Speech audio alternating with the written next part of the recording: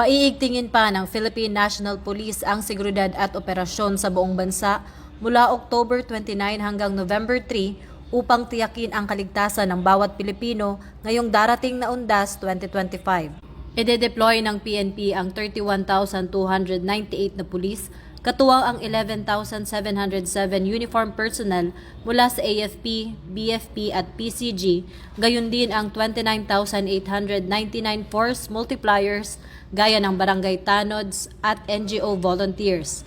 Saklaw ng operasyon ang pagbabantay sa sementeryo, memorial parks at columbaria, kung saan itinatag din ang 5,169 Police Assistance Desk upang gabayan at tulungan ang publiko. Ayon kay Acting Chief PNP, Police Lieutenant General Jose Melencio C. Nartates Jr., nakatuon ang PNP sa pagpapanatili ng kaayusan, crowd management, at pagpigil sa krimen sa panahon ng undas. Magsasagawa rin ng 24/7 patrols sa mga residential at commercial area upang maiwasan ang mga insidente ng nakawan habang abala ang publiko sa paggunita sa kanilang mga mahal sa buhay.